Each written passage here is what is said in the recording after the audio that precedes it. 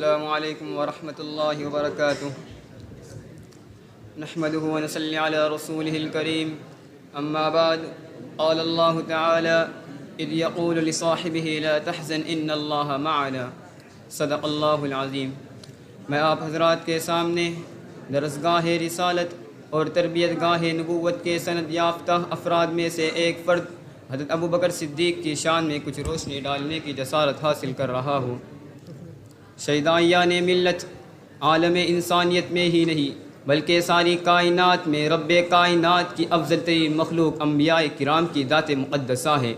ان نفوس عالیہ کے علاوہ اگر کسی ایسے فرد کامل کی تلاش میں تاریخ کے اوراق کو پلٹا جائے جو انبیاء کرام کے بعد افضل ترین فرد ہو تو ایک کے سوا کوئی نہ ملے گا۔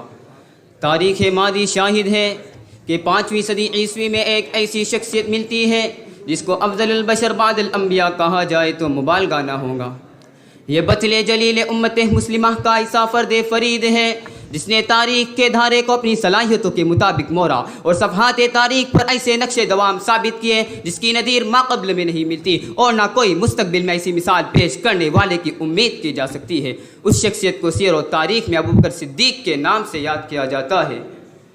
قرآن کریم میں حضرت ابو بکر صدیق کو ثانی اثنین کہا گیا۔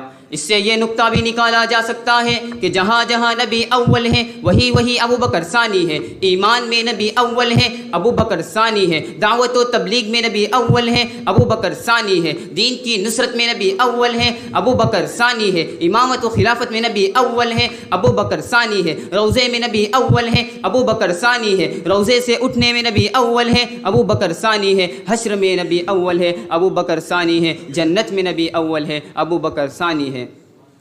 برادران اسلام، جب صدیق اکبر نے تبلیغ اسلام کو اختیار کیا تو اس کے نتیجے میں اکابر صحابہ مشرف اسلام ہوئے۔ صدیق اکبر کو اسلامی معاشرے میں جو مقام حاصل تھا اس میں آپ کا کوئی ہمسر نہ تھا اور نہ ہے۔ صدیق اکبر کو جو خصوصیات حاصل تھی وہ کسی دوسرے کو حاصل نہیں تھی، چنانچہ میں آپ کو صدیق اکبر کی خصوصیات سناتا ہوں۔ صدیق اکبر وہی ہے جو لا تحزن ان اللہ معنا کی بشارت سے سرفراز ہوئے، جس نے قرآن میں صاحب النبی کا لقب پایا، جو درسگاہ رسالت کے پہلے طالب علم تھے، جس نے غزوہ بدر میں حضور صلی اللہ علیہ وسلم کی پہرے داری کا حق ادا کیا، جس کو حضور صلی اللہ علیہ وسلم نے خیر البشر بعد الانبیاء فرمایا، جو وفات رسول کے بعد ثابت قدم رہے، جس نے منکرین زکوٰۃ کے خلاف جہاد کو اختیار کیا۔ گویا کہ حضرت ابو بکر صدیق رضی اللہ تعالیٰ عنہ کی صلاحیتیں محسن انسانیت کے حیات ظاہری کے بعد اجاگر ہوئی۔ خود محسن انسانیت صلی اللہ علیہ وسلم ارشاد فرماتے ہیں کہ جب میں نے کسی کو دعوت اسلام دی تو سب کے دلوں میں کچھ نہ کچھ تردد اور شک آیا، مگر ابو بکر صدیق پر جب میں نے اسلام پیش کیا تو ابو بکر صدیق نے بغیر فکر و تردد کے اسلام قبول کر لیا۔ چنانچہ جس نے سب سے پہلے کلمہ پڑھا ابو بکر ہے، جب سب سے پہلے صحابی کہلایا ابو بکر ہے، جس نے سب سے پہلے مومن ہونے کا اعزاز پایا ابو بکر ہے، جس نے سب سے پہلے اسلام کی تاریخ میں کعبے میں خطبہ دیا ابو بکر ہے، آقا کو جس نے اپنے کندھے پر اٹھایا ابو بکر ہے، جو غار میں سب سے پہلے داخل ہوا ابو بکر ہے، جو غار سے سب سے پہلے باہر آیا ابو بکر ہے، آقا کو جس نے اپنے گود میں سلایا ابو بکر ہے، جس نے سانپ کا ڈسنا برداشت کیا ابو بکر ہے، جس نے ریاض الجنہ کا ٹکڑا خرید کے دیا ابو بکر ہے، جس نے مسجد نبوی کی پہلی اینٹ رکھی ابو بکر ہے، جس نے ریاض الجنہ کا ٹکڑا خرید کے دیا ابو بکر ہے، جس نے صلح حدیبیہ کا مشورہ دیا ابو بکر ہے، جس نے نبی کی زندگی میں نمازیں پڑھائی ابو بکر ہے، آقا نے جسے اپنے مسلح کا امام بنایا ابو بکر ہے، نبی کے بعد روزے میں پہلے سونے والا ابو بکر ہے، نبی کے بعد روزے سے پہلے اٹھنے والا ابو بکر ہے، جنت کے 8 دروازے جسے اپنی طرف بلائیں گے ابو بکر ہے، اللہ کے غصے کو ٹھنڈا کرنے کے لیے آقا جس کا نام اعمال پیش کریں گے ابو بکر ہے، آدم سے عیسیٰ تک تمام امتیں باہر ہوں گی، جو سب سے پہلے جنت میں جائے گا ابو بکر ہے۔ معزز سامعین، صدیق اکبر کی عظمت و رفعت کا اندازہ لگایا جائے کہ صدیق اکبر کو بہت سی چیزوں میں رسول اللہ صلی اللہ علیہ وسلم کے ساتھ مشابہت ہے۔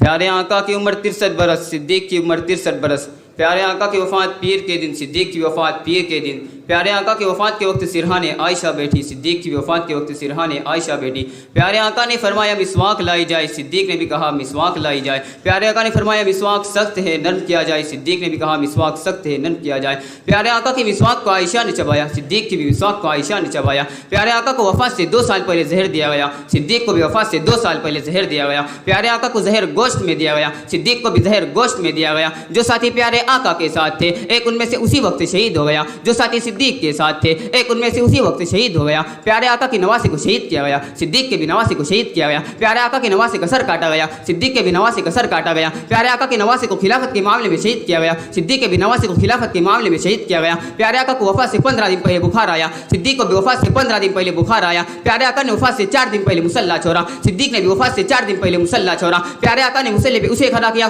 جو بعد کا خلیفہ تھا، صدیق نے مصلی پہ اسے کھڑا کیا جو بعد کا خلیفہ تھا۔ جو چارپائی پیارے آقا کے لیے آئی وہی چارپائی صدیق کے لیے آئی، جو چادر پیارے آقا کے اوپر آئی وہی چادر صدیق کے اوپر آئی۔ جہاں آقا کا مزار بنا وہی صدیق کا مزار بنا۔ محترم حاضرین، صدیق اکبر کی عظمت و رفعت و شان و شوکت بیان کرتے کرتے ہم تھک جائیں گے، ہماری زبان سوکھ جائیں گی، مگر ہم سے شان ابو بکر بیان نہ ہو سکیں گی۔ آخر میں چند اشعار کہہ کر اپنی تقریر کو ختم کرتا ہوں۔ وہ پہلا مددگار، پہلا صحابی نبی نے جسے ہر قدم پر دعا دی، وہ افضل بشر بعد از انبیاء ہے، وہ جانے صداقت وہ جانے وفا ہے۔ فرشتے اسی کی اداؤں پہ عاشق، فرشتے اسی کی نمازوں پہ عاشق۔ وہ نبیوں سے کم تر، اماموں سے اعلیٰ، محمد سے ہر دم وفا کرنے والا۔ جھکاتا تھا نظر عمر اس کے آگے، کھڑا ہو کہ شام و سحر اس کے آگے۔ وہ کتنا بڑا ہے خدا جانتا ہے، وہ کیسے بنا ہے خدا جانتا ہے۔ وآخر دعوانا الحمدللہ۔